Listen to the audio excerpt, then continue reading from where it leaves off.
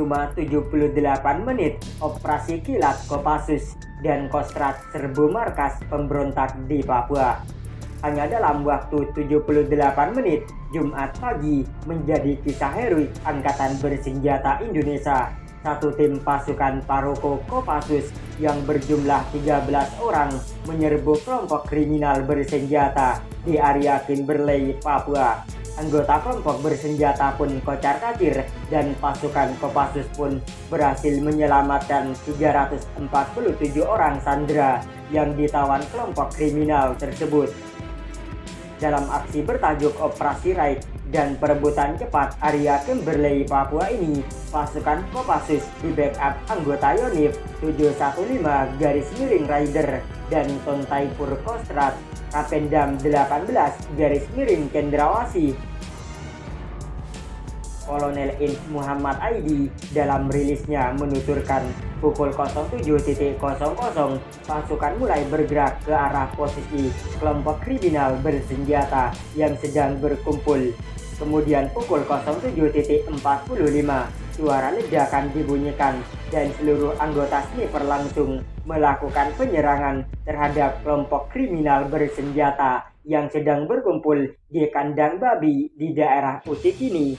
Mengetahui ada pasukan yang tiba-tiba muncul di luar area pemukiman, kelompok UPM ini berhamburan melarikan diri tanpa bisa melakukan perlawanan karena mereka sudah bisa memastikan itu adalah pasukan Paroko Kopassus, katanya dalam rilis yang diterima Tribun Jabar Jumat.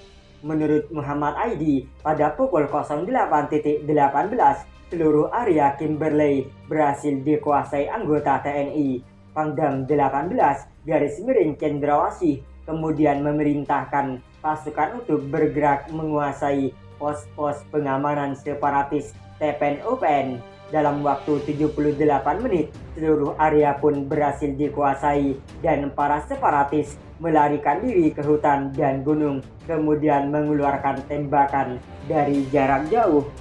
Belum bisa dipastikan apakah kelompok kriminal bersenjata ada yang menjadi korban dalam penyerbuan tersebut karena cuaca berkabut sangat tebal. Muhammad Aidi mengatakan setelah seluruh wilayah dikuasai dan situasi dinyatakan aman, Pangdam 18 Cendrawasih lalu berkoordinasi dengan Kapolda Papua agar segera mengirimkan tim evakuasi. Tidak lama kemudian, tim Satgas Terpadu TNI Polri tiba di lokasi melaksanakan evakuasi. Pada pukul 14.00, proses evakuasi terhadap 357 sandera dari warga Papua maupun luar Papua berhasil dilaksanakan. Sementara penduduk asli setempat memilih tetap tinggal dengan jaminan keamanan dan dukungan logistik. Satupun pasukan pengamanan tetap tinggal di lokasi mengamankan korban dan kampung.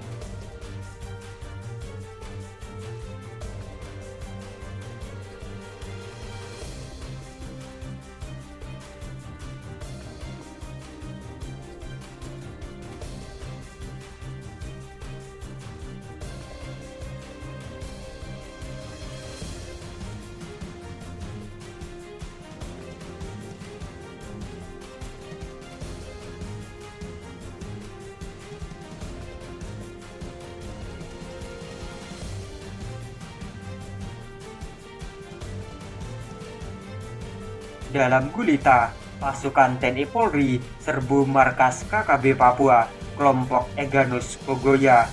TNI Polri dikabarkan menyerbu markas kelompok kriminal bersenjata atau KKB Papua pada tengah malam.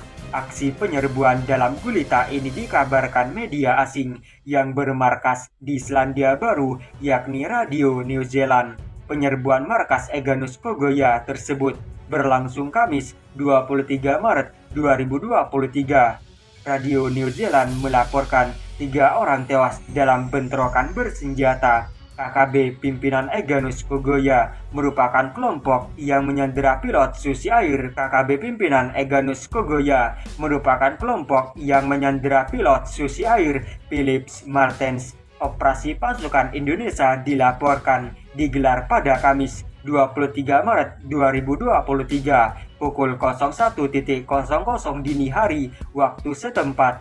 Serangan ini kemudian memicu serangan balasan dari KKB. Pihak KKB menyatakan bahwa komandan mereka Egyanus Kogoya turut diserang pasukan Indonesia. KKB menyebut seorang anggota mereka tewas dalam serangan. KKB juga mengklaim menembak 4 personel keamanan Indonesia, menewaskan 1 personel TNI dan 1 personel Polri. Belum diketahui apakah Philip Martens berada di markas dalam hutan tersebut selama operasi. Pilot berkebangsaan Selandia Baru itu telah disandra KKB selama 50 hari. Peneliti Human Rights Watch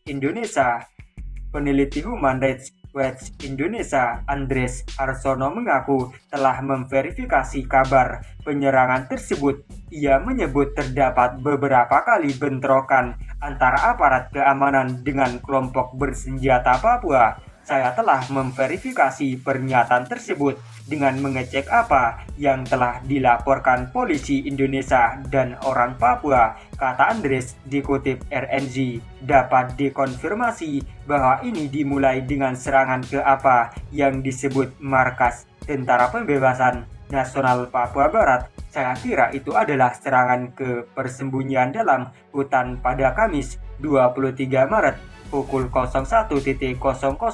Lanjutnya, sebelumnya Polda Papua telah menetapkan 15 tersangka pembakaran pesawat Susi Air dan penyanderaan Philip Martens. Ke-15 tersangka itu ditetapkan masuk ke dalam daftar pencarian orang DPO.